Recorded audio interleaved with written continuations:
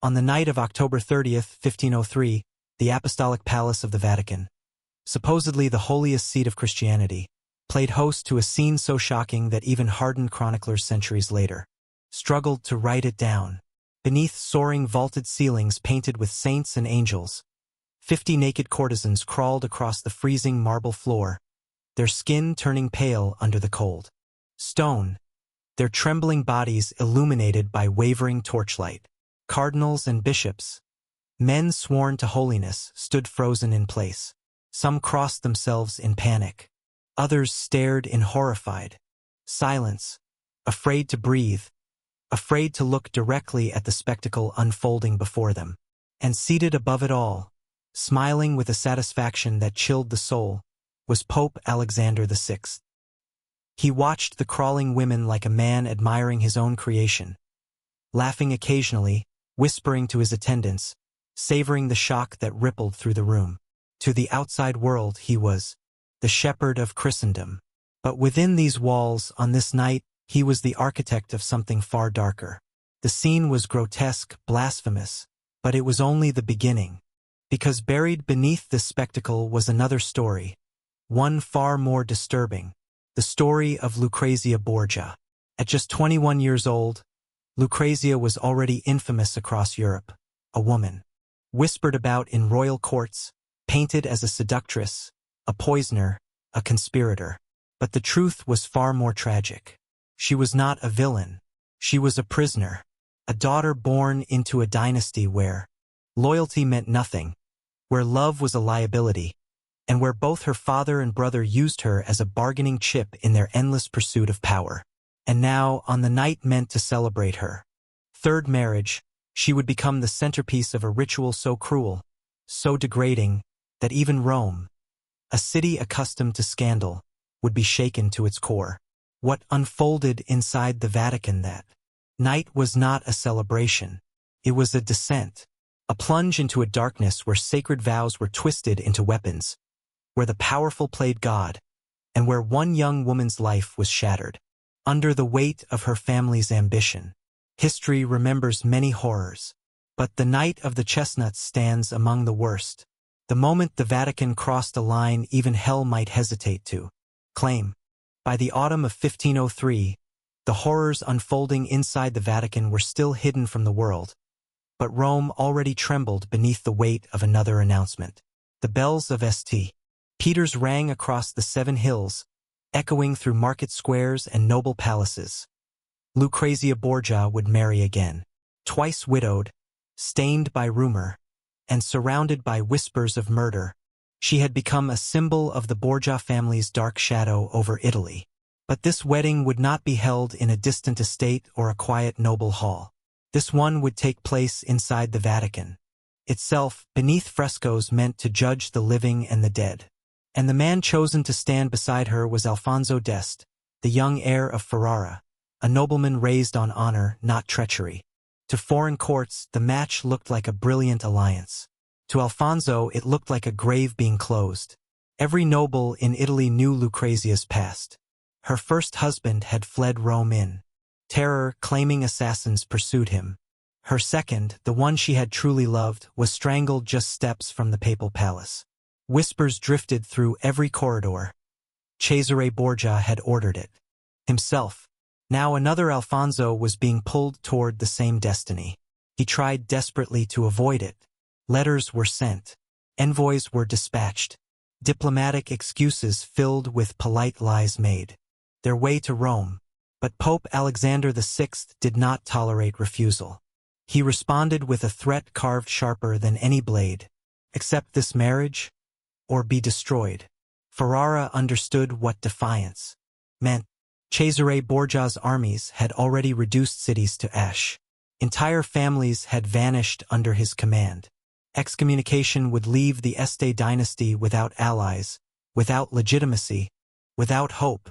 And so, with the weight of a doomed kingdom on his shoulders, Duke Ercole d'Este ordered his son to Rome. Meanwhile, inside her Vatican chambers, Lucrezia stood by a tall window, overlooking the city. The evening sun painted her golden gown in warm light, but nothing could soften the sorrow in her eyes. Europe called her a temptress, a schemer, but those who served her saw the truth. They saw a young woman shaped by fear, used as a bargaining chip in a dynasty drunk on power. She was not preparing for a wedding. She was preparing for another sacrifice. Outside, Rome celebrated. Inside, the Vatican tightened its trap. Alfonso d'Este reached Rome under a cold winter sky, expecting grandeur, but unprepared for the sight that greeted him. The Vatican rose above the city like a colossal fortress, half illuminated by thousands of candles, half swallowed by shadows that seemed to pulse with menace. This was not the spiritual heart of Christendom. It was a kingdom built on fear. Inside, Pope Alexander VI welcomed him with a smile so bright it felt rehearsed. Beside him stood Cesare Borgia, silent, unblinking, a man whose reputation traveled faster than armies. Alfonso felt the weight of their gaze settle on him like a chain. In that moment he understood. He had not come to Rome to marry. He had come to surrender. What followed were weeks of subtle torment disguised as hospitality. Banquets were held. Nightly, lavish feasts overflowing with wine, music, and laughter. Alfonso was seated not among nobles but among courtesans, their forced smiles masking misery. Clergymen watched him with amusement, whispering as if they already knew the role he was expected to play. On hunting trips, Cesare rode ahead with predatory grace, loosing arrows with perfect, effortless precision. Each kill felt like a demonstration, a reminder of what happens to those who defy him. Alfonso rode in silence, aware that he could be brought down just as easily. At receptions, Pope Alexander VI raised goblets of wine and joked about the mysterious disappearances of Lucrezia's first husbands. Guests laughed nervously. Alfonso did not. The message was unmistakable. You belong to us now. But beyond the humiliation lay something far darker. Deep within the Vatican, preparations were underway for a night so twisted that even servants dared not speak of it. Cesare Borgia personally selected 50 courtesans, not simple entertainers but educated women from Rome's finest salons.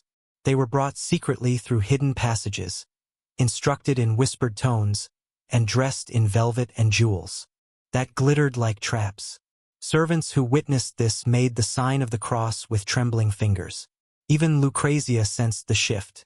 She saw unfamiliar faces disappearing into forbidden hallways, heard hushed conversations end abruptly when she approached, and noticed her brother moving with a confidence that chilled her to the bone. The Vatican was no longer preparing for a wedding. It was preparing for a spectacle, one designed not to honor a marriage, but to break those bound within it.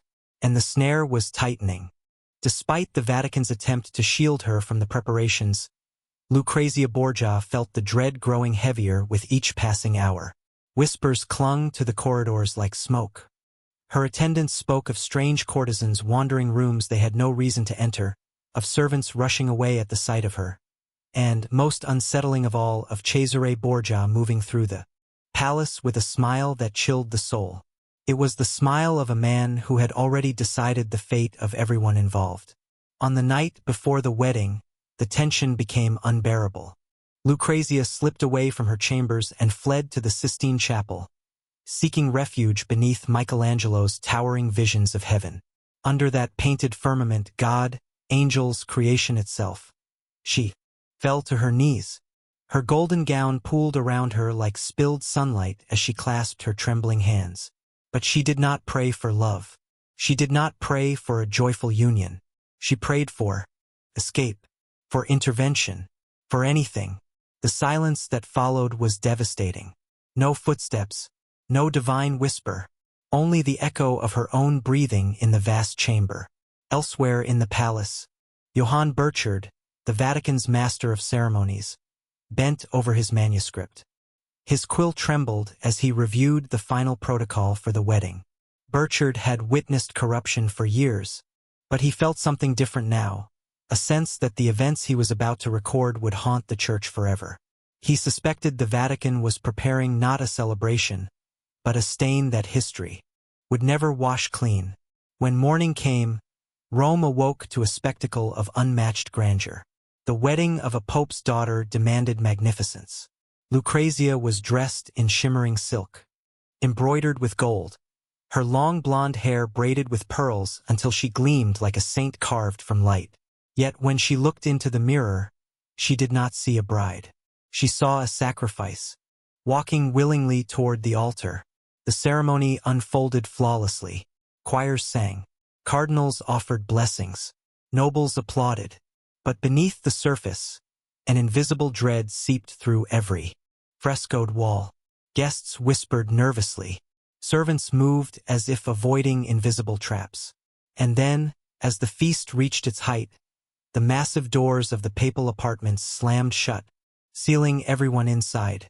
The sound echoed like a verdict. It was then that the true nightmare began.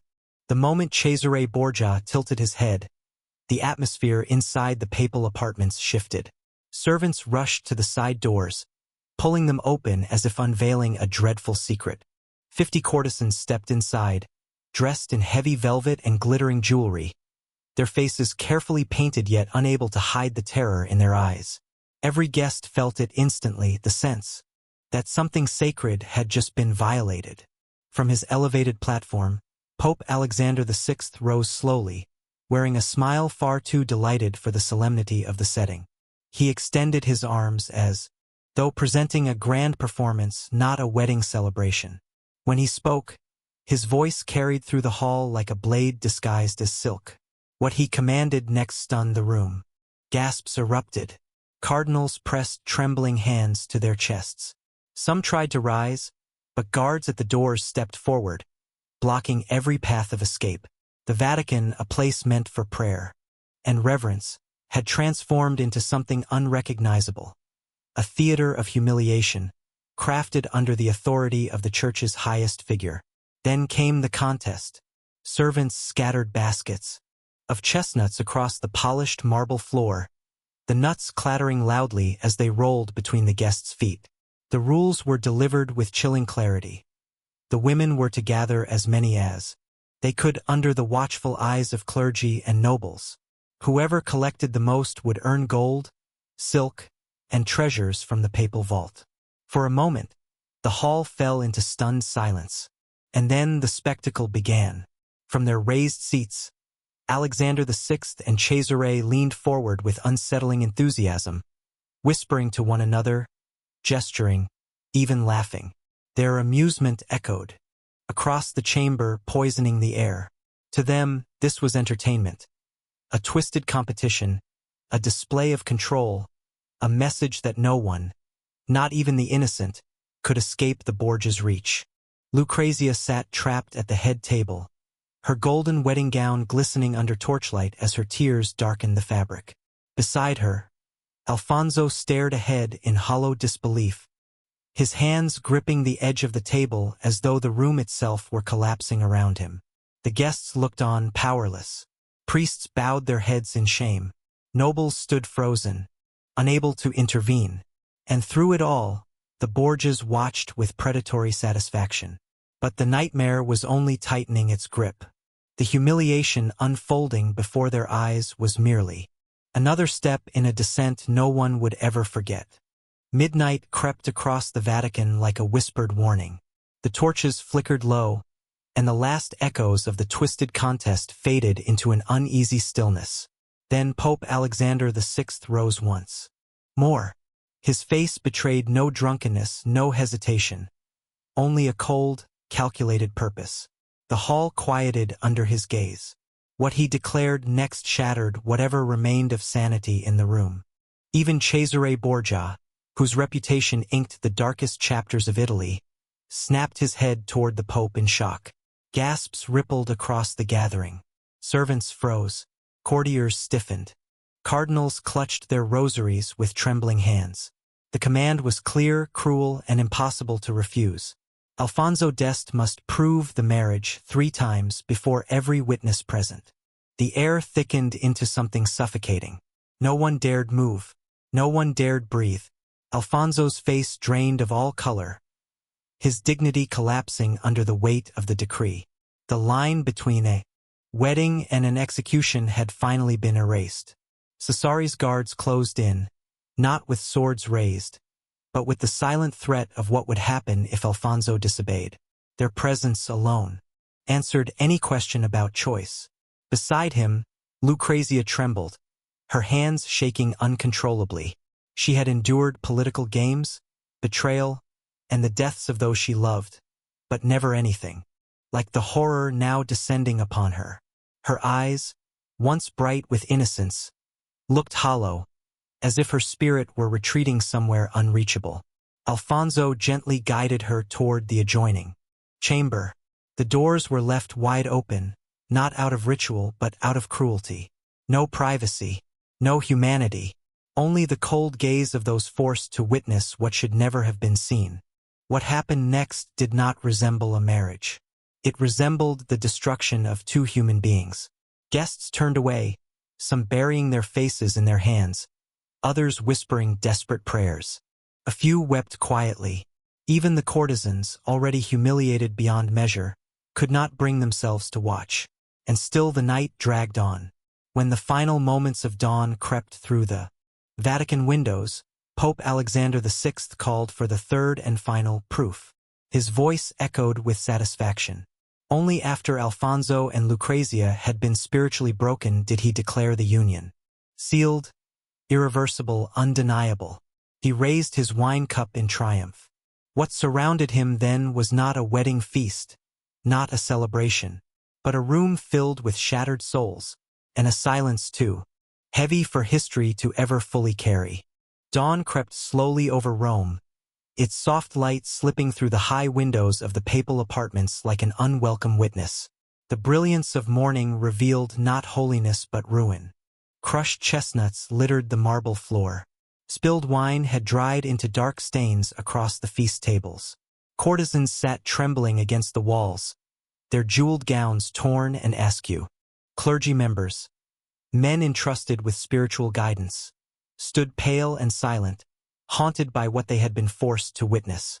In the adjoining chamber, Lucrezia Borgia lay motionless, her eyes fixed on nothing, as if her spirit had stepped outside her body simply to survive. Her golden gown, once meant to celebrate her new life, looked wilted under the sunlight.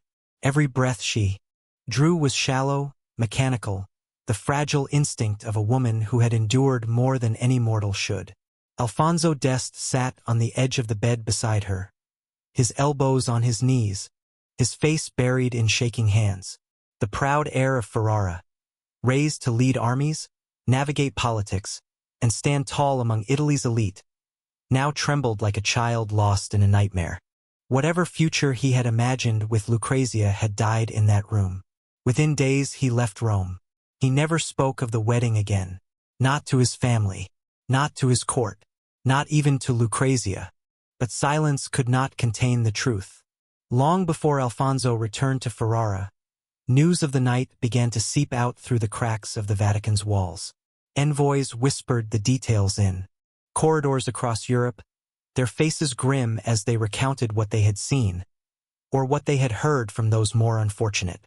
Ambassadors sent coded letters back to their courts, warning their rulers that Rome had plunged into a darkness even politics could not explain. Priests across the continent, horrified by the reports, delivered sermons condemning the moral decay of the papacy. One Venetian envoy wrote a line that would echo through history: "What happened in the Vatican surpasses even the darkest imaginations of ancient Rome."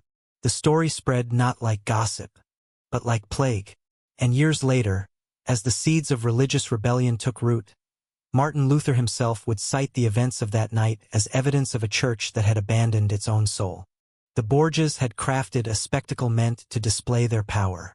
Instead, they had ignited a fire that would burn across Europe. In the years that followed the horrors of her Vatican wedding night, Lucrezia Borgia rebuilt her life piece by fragile piece. Ferrara welcomed her with warmth Rome had never given. Artists adored her. Citizens praised her grace and charity. She founded schools, supported poets, and transformed the ducal court into a beacon of Renaissance culture. Outwardly, she became a symbol of elegance and compassion, But those who knew her privately saw a truth she could never escape. Behind every smile lived a lingering sorrow. Her eyes, once bright, carried a distant, hollow depth, as though part of her remained trapped in the Vatican, in that room where dawn had revealed a broken world. No title, no festival, no applause could erase what had been carved into her memory. She lived with the quiet terror of a woman who had witnessed the darkest face of power. By the time she reached 39, weakened by childbirth, her body could no longer bear the burden of her past or the strain of delivering her 8th child. As she drifted toward death, attendants heard her whisper a final sentence, soft, trembling, but filled with a lifetime of pain. "I am ready to be free at last." Elsewhere, the dynasty that had shaped her fate crumbled. Pope Alexander VI died only months after Lucrezia's wedding, his sudden collapse sparking rumors that the poison he so often used had finally returned to his own cup. Cesare Borgia, robbed of his father's protection, lost his armies, his titles, and his empire. He died violently on a remote Spanish battlefield, his body abandoned, his grave unmarked, an end far removed from the grandeur he once commanded. But the curse of October 30th, 1503 did not end with their deaths. Centuries later, a forgotten manuscript resurfaced. Johann Burchard's diary, preserved like a sealed wound waiting to reopen. Scholars read its pages with disbelief. Historians felt their stomachs tighten. The events of that night, long buried, long doubted, stood revealed in chilling detail. The world could no longer look away. Today, the tale of the Chestnut Banquet and the triple shame lives on, not as mere scandal, but as a warning carved deep into history. When power becomes absolute, humanity becomes expendable. Lucrezia's story is not simply a tragedy. It is a mirror reflecting the monstrous shape ambition can take, a whisper from the past reminding us that evil rarely vanishes. It waits, it watches, and it returns when silence lets it grow.